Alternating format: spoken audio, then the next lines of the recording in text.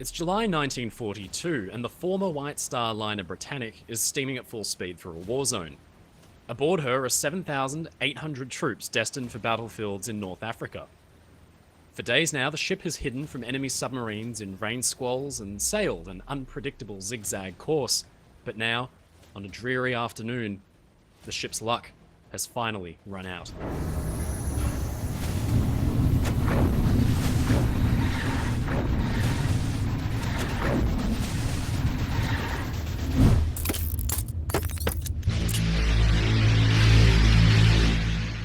Ladies and gentlemen, it's your friend Mike Brady from Ocean Liner Designs. Now, few ships from history can boast of a career as epic and tragic as the RMS Britannic.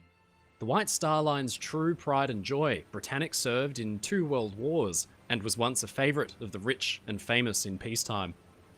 In the 1920s and 1930s, she dominated the transatlantic trade, but few could have imagined that she would one day set the stage for one of the largest single losses of life at sea in human history.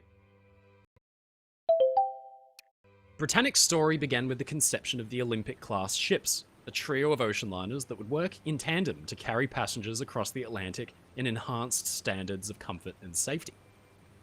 The latter part of that equation was shattered early on when in April of 1912, the second liner of the trio, Titanic, sank after striking an iceberg on her maiden voyage. Britannic was unfinished at the time of Titanic's loss, so construction was halted and she was partially redesigned. Her watertight compartments were mostly raised as high as B-deck, and she received a double hull, where, along the lengths of her boiler rooms and engine room, a watertight inner skin was installed. Aside from this, her lifeboat complement was vastly overhauled. Instead of the smaller Welland-type lifeboat davits, Britannic was fitted with enormous electric gantry davits which towered way over the boat deck and were designed to lower lifeboats even if the ship was listing way over on its side. Britannic would be far more luxurious than her sisters as well. Lessons had been learned from the operation of Olympic and Titanic before her. Where, in some cases, her older sister ships had been plain and Spartan, Britannic would be sumptuous and luxurious. This was most evident in the swimming pool, which on Britannic would feature magnificent green marble. Britannic also received a children's nursery and enhanced accommodation for second and third class. In the first class grand staircase was mounted a towering pipe organ, which was quite unique for the ship. But crucially, she was outfitted with more bathrooms for passengers. In first class on Olympic and Titanic, passengers were expected to use communal bathrooms out in the hallways. But on Britannic, almost every stateroom had its own bathroom, which was unusual for the time. Before Britannic could be completed, however, there was trouble, because tensions had finally boiled over in Europe, and the First World War had broken out. Did you know that you can have all telecom services in one app? Phone numbers, calls, SMS, and mobile data? It's possible with Numero. The phone numbers are virtual and work without SIM cards and provided for over 80 countries. Just like real numbers, use them to register in apps and websites, as well as receive and make calls anywhere using Numero's credit. Traveling? Say goodbye to expensive roaming with mobile data plans for 150 countries. It's a virtual mobile, literally 2 phones in one. Numero. Be local anywhere.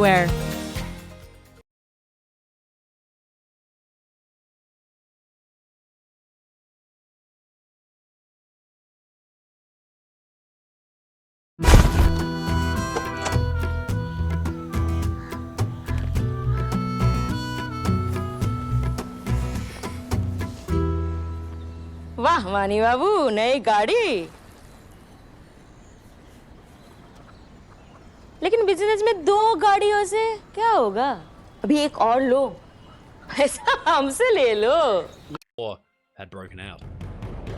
At first, the world's great liners were largely mothballed until decisions could be made on how to use them. Olympic was eventually put to work as a troop ship, and it was thought that Britannic would follow suit. But by 1915, the British had suffered horrible losses in the botched Dardanelles campaign, and they needed floating hospitals to take care of their wounded and safely transport them back to Britain. Britannic was ideally suited to this task, so her beautiful internal fittings were hauled away and kept in warehouses, and in December of 1915, the hospital ship Britannic sailed for her first wartime service. Britannic was painted all white for this role, as firing on a marked hospital ship went against the rules of war. Prominent red crosses and a green stripe were painted on her hull too, while up on the boat deck, large red crosses could be illuminated at night time, and a huge lamp could be lowered to shine on the painted red crosses on the ship's hull. In wartime, ships go to great lengths to hide their lights for fear of the enemy, but hospital ships rely on being recognisable as non-combatants. Britannic's public rooms were converted for use, and extensive hospital wards were installed in her promenade decks and large internal spaces, along with accommodations for doctors, nurses, and Navy personnel. The Britannic made 3 voyages to the Mediterranean between December 1915 and June 1916, when she was decommissioned and returned to Belfast for conversion into a passenger ship at last. But then this work was interrupted as well. Although the Dardanelles campaign had ended in failure in January of 1916, there were still many British troops abroad fighting against the Ottoman Empire in Egypt and the Middle East.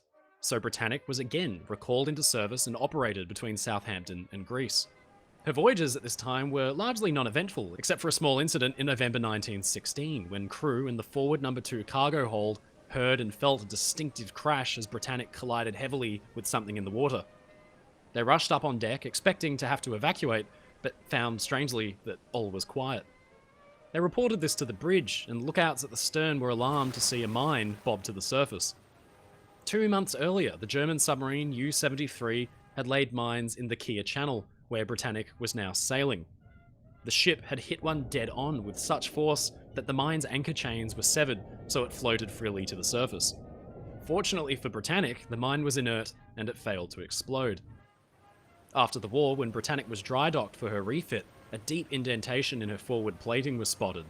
It's thought unlikely that, given the safety enhancements made to Britannic after Titanic's loss, that a single mine would be enough to sink her, but it was still a close call regardless.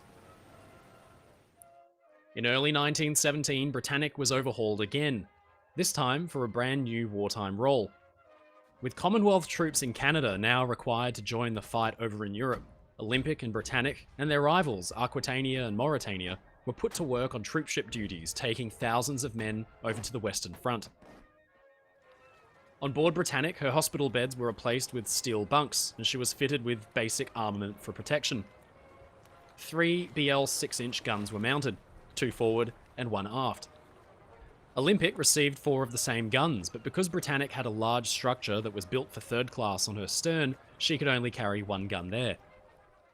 When Britannic was rushed into service as a hospital ship, her aftermost set of gantry davits were not installed in time, but in 1917 they were finally fitted. Britannic also received a wild dazzle camouflage scheme intended to confuse enemy submarine commanders at a distance. The scheme was called the Type 18B dazzle scheme and made use of black, grey, olive, mauve and blue paint. She was certainly hard to miss. For most of 1917, Britannic made a dozen voyages across the Atlantic, dodging German submarines and relying on her high top speed for safety. For this reason, she never sailed in convoy or with an escort, and her engines were pushed to the max. Thanks to her more powerful central turbine, which was rated at 18,000 horsepower, Britannic could reach speeds of up to 24 knots.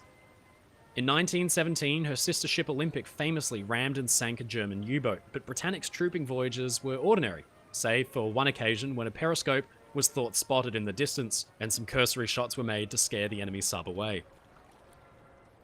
By 1918, with the United States having entered the war, Britannic marked her first arrival in New York Harbor. Not as a passenger ship, of course, but still, thousands turned out to see the massive liner arrive for the first time. By 1919, the war was over, and both Britannic and Olympic had survived the conflict, putting White Star Line in a good position to resume regular passenger services. But first, hundreds of thousands of soldiers had to be repatriated to Britain, Canada, and the United States. Olympic and Britannic worked hard side by side, and Britannic became a regular sight in Halifax. Of the 2 ships, Britannic was withdrawn from service first in August of 1919 for overhaul. Olympic, which had been hastily repainted in her civilian colours, would maintain an austerity service between Southampton and New York to lessen the impact of having 2 major liners out of commission for overhaul. At Belfast, finally, all of the magnificent interior fittings intended for Britannic back in 1914 were installed. The pipe organ, the green marble swimming pool. On the inside, slowly, the cold, steel wartime interiors were transformed into the very height of Edwardian elegance. A critical change was also made to Britannic's engineering spaces, though. She was converted to oil-burning boilers, which were more efficient and reduced the size of her engineering complement from about 350 to just 70 men. The additional lifeboats on her boat deck, which had been fitted during the war, were removed, giving her a cleaner look, and in June 1920, into Belfast Lock steamed Britain's largest liner, a resplendent sight. After 6 long years, Britannic was finally complete and ready for her maiden passenger voyage. With Britannic in service again, White Star Line could capitalise on a post-war boom as millions were displaced in Europe by the war and sought to flee the economic carnage that was left in its wake. Olympic had to be refitted too, and she was actually more tired out than Britannic was, so she was withdrawn from the austerity service in 1920, and the older SS Adriatic was brought in to replace her. Britannic's maiden passenger voyage received huge press attention as it represented a major achievement for the British merchant fleet, which had suffered so terribly during the war. Britannic carried the name of the British Empire itself, and she was the pride not just of the White Star Line, but Britain. The blue ensign fluttering proudly from her stern, and with Captain Bertram Hayes in command, White Star Line's new flagship carried over 2,200 people in comfort and luxury to the New World for the first time. Arriving in New York Harbor, the turnout to see her was even greater than when she had first steamed there back in 1918. This triumphant moment set the tone for a big few years for Britannic. Her exemplary career as an ocean liner had just begun.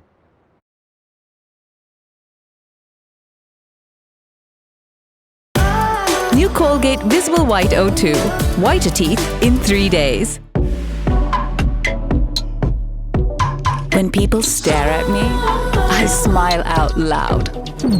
When people stare at my skin, I smile out loud. When people stare at my teeth, I smile out loud. An all-new teeth whitening revolution is here. Visible White O2. Supercharged with millions of oxygen bubbles to whiten teeth in just 3 days. Colgate Visible White O2.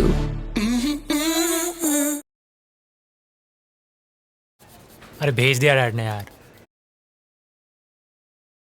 कहते जाओ passbook update करा के लाओ। Mister Chintu, hello. You know me? आपका पापा आपका post और stories दिखाता रहता है। ए please please. You play well I must say. बेश भालो। Thank you. अपडेट? हाँ। वैसे सब कुछ तो हो जाता है आपके ऐप पे। हाँ। तो फिर पासबुक के लिए बैंक क्यों? वो भी दिख जाता है ऐप पे। पूछो। पापा को बताऊंगा, बैंक ही नहीं आना पड़ेगा।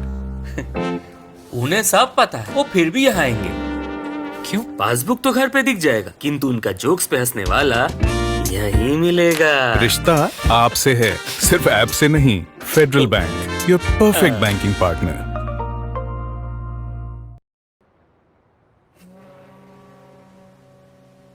By early 1921, Olympic had rejoined Britannic on the transatlantic service, and for the first time since the White Star's executives had dreamt up the idea of the 3 mammoth sister ships in 1907, the 2 remaining Olympic-class liners were at last providing a regular transatlantic passenger service.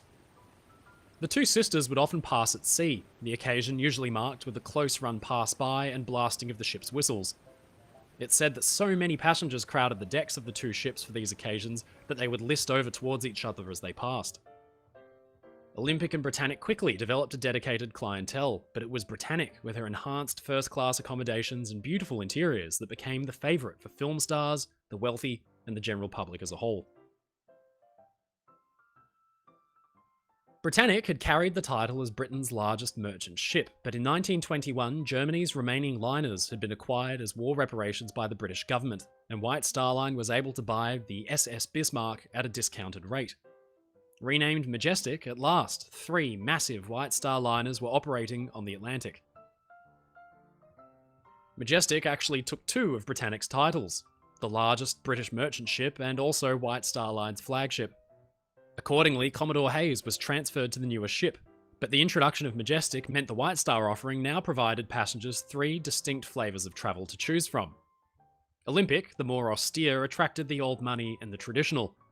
Majestic, the flashy and the ostentatious, but it was the Britannic that attracted the wealthy and the stylish. The 1920s were a period of great success for the White Star Line, but competition with their old rival Cunard remained high.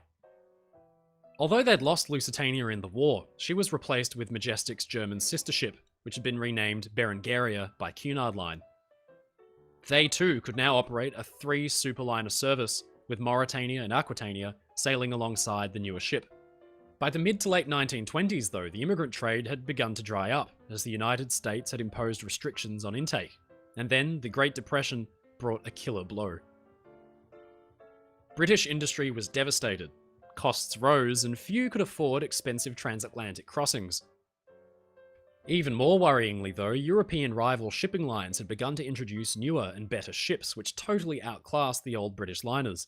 Germany with the new superliners Europa and Bremen, Italy with the Rex and Conte de Savoia, and France with Normandy.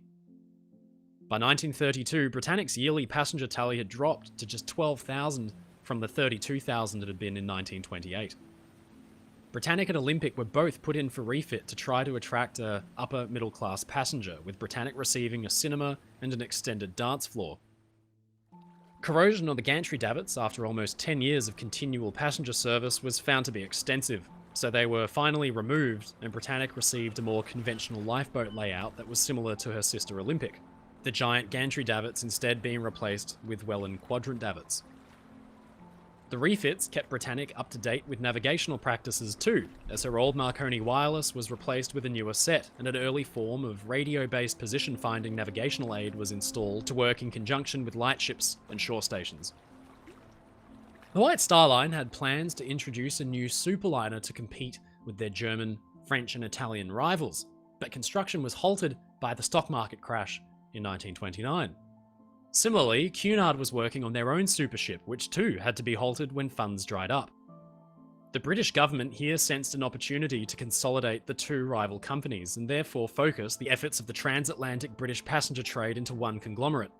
The government promised to fund the construction of one of these two superliners in the event of a merger, and in 1934, that merger occurred. But it was Cunard, thanks to the political manoeuvring of its chairman, Sir Percy Bates, and its close relationship with the British Admiralty, that retained the majority share.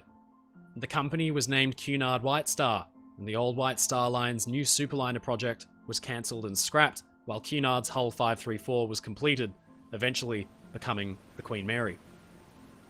With the two companies consolidated, bookings were still at an all-time low, and there was simply just not as much need for that many liners, so the oldest would have to be retired and scrapped. 3 reasons why new YouTubers fail. First is, they only focus on creating content and they never liners, so the oldest would have to be retired and scrapped. First, in 1934, it was Mauretania and Olympic that were pulled from service, mothballed and sent to the breakers. Aquitania and Britannic were next on the list, but importantly, it was Britannic's high number of stateroom bathrooms, which meant that she was still an earner, so she was temporarily spared. White Star had intended to introduce a pair of modern, smaller liners to take over from Olympic and Britannic, in lieu of the cancellation of their superliner project. These two motor vessels were named Oceanic and Georgic. By 1935, discussions were being had about Majestic, Berengaria, Britannic, and Aquitania. Queen Mary was due for introduction in 1936, so there was just a surplus of superliners. It came down to basic economics.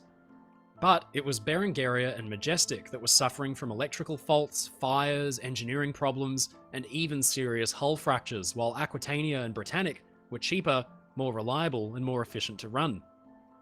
Instead of pulling the two older ships, it was Majestic that was first pulled from service in early 1936, followed by Berengaria in 1938. Aquitania was kept in service until the Queen Elizabeth could be completed by about 1940, while Britannic continued to maintain services supporting the smaller Oceanic and Georgic. But she too was due to finally be retired and scrapped. In July 1939, she was at last pulled from service after 25 years and laid up, awaiting destruction. But then, something happened.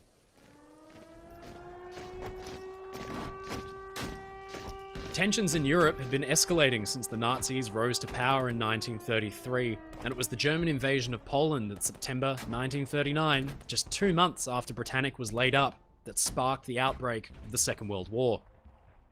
Again, Britain needed to rely on its merchant fleet for salvation, and Britannic was saved from the scrapyard. Her engines were in fine condition. Triple expansion steam engines are famously simple and reliable in their function. On top of this, the Britannic's lavish interiors had already been stripped away and auctioned off, and converting her into a troopship again would be a fairly simple task. She was painted a dull battleship grey and covered in quadruple Vickers anti-aircraft gun mounts. At her stern, she was given a single QF 4-inch gun, with another mounted forward just in front of the foremast. With enough bunks installed for almost 8,000 men, Britannic's lifeboat complement would prove dismal in a disaster, so dozens of rafts, known as Carly floats, were mounted in quick-release cages along her boat deck and after promenade deck. The all-grey troopship that emerged in December 1939 was almost unrecognisable as the once beautiful Britannic.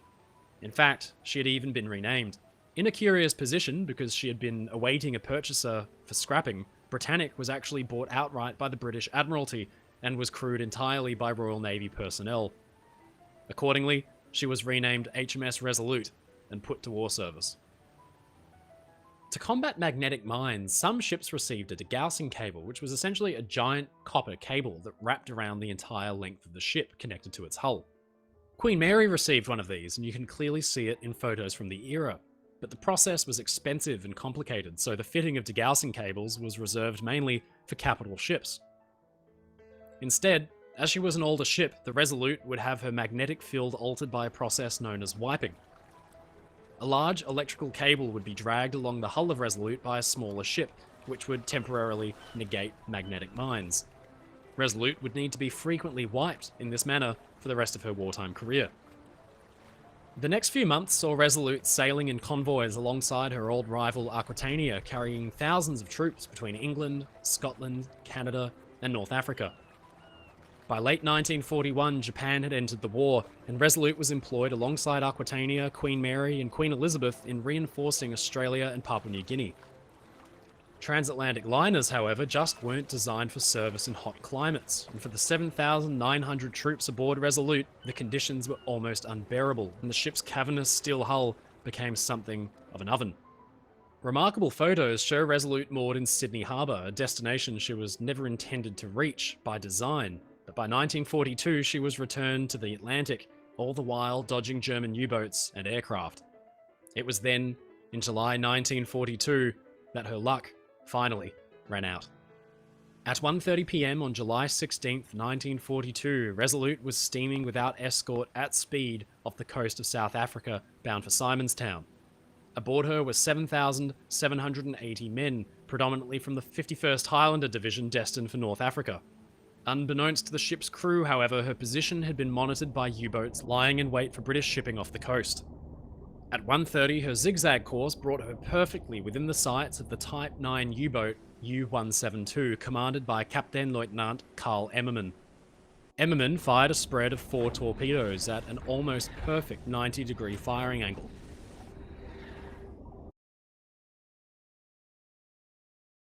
Quality Walls ice cream भावा तोंड गोड कर हो नक्कीच लग्न ठरलंय नको का नको अगं नको नको 2 of the torpedoes fell astern, but the 2 others found their mark.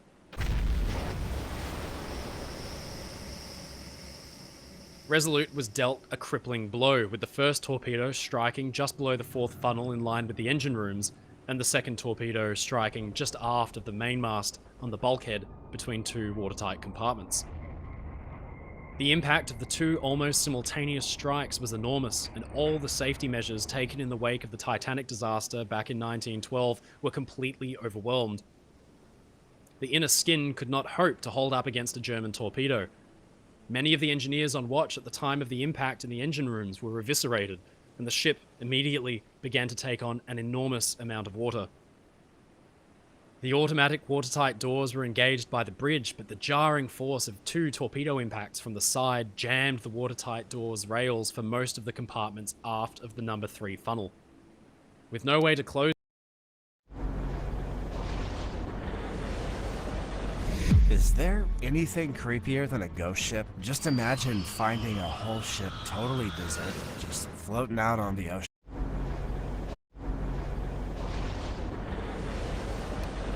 Is there? Britannic's story began with the conception of the Olympic class. Resolute was steaming without escort at speed off the coast of South Africa, bound for Simonstown. Aboard her were 7,780 men, predominantly from the 51st Highlander Division destined for North Africa. Unbeknownst to the ship's crew, however, her position had been monitored by U-boats lying in wait for British shipping off the coast.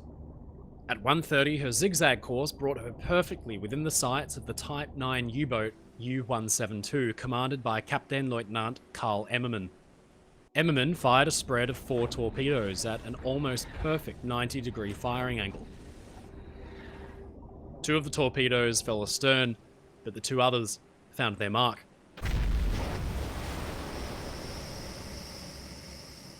Resolute was dealt a crippling blow, with the first torpedo striking just below the 4th funnel in line with the engine rooms, and the second torpedo striking just aft of the mainmast on the bulkhead between 2 watertight compartments. The impact of the 2 almost simultaneous strikes was enormous, and all the safety measures taken in the wake of the Titanic disaster back in 1912 were completely overwhelmed. The inner skin could not hope to hold up against a German torpedo. Many of the engineers on watch at the time of the impact in the engine rooms were eviscerated, and the ship immediately began to take on an enormous amount of water. The automatic watertight doors were engaged by the bridge, but the jarring force of 2 torpedo impacts from the side jammed the watertight doors' rails for most of the compartments aft of the number 3 funnel. With no way to close them, the Resolute was now flooding uncontrollably, and the ship was doomed. Many of the troops quartered low and aft on E, F, and G deck were drowned in their bunks without time to escape, and the ship began to settle in the water quickly by the stern. There was really no time to organize an efficient evacuation, and thousands of panicked men swarmed the ship's upper decks as her stern began to dip into the water just 5 minutes after the attack. With her electrical generators flooded, the ship's interiors were darkened as the backup lighting kicked in, and many of the doorways and staircases were jammed as hundreds attempted to rush up to the boat deck. A few lifeboats were lowered as the crew attempted to regain control of the situation, but most of them remained attached to the ship as the bow began to rise into the air. Just 12 minutes after having been hit, Resolute's funnels began to collapse as water raced up the boat deck. A huge wave knocked men sprawling into the ocean as water surged inside, unhampered by watertight doors. It was only the forwardmost doors that had been able to close, so that by the time the bow was about 30 or 40 degrees up into the air, the ship began to sink slightly slower, giving the crew time to free some of the quick-release Carly floats. 19 minutes is all it took for the HMS Resolute, the former pride of British shipbuilding, to slip beneath the waves, taking thousands with her. When Resolute failed to arrive at Simonstown, a search was organised, and 2 days later, on July 18th, a short Sunderland flying boat spotted a clump of lifeboats and floats tied together. In all, 6,348 men were lost in a devastating blow. In fact, the blow to morale was so great that the true cost of Resolute's loss was covered up by the Admiralty, and few details were given to their next of kin until after the war. Britannic had one of the most fascinating careers of any ship, serving in 2 world wars and providing safe passage for hundreds of thousands of people.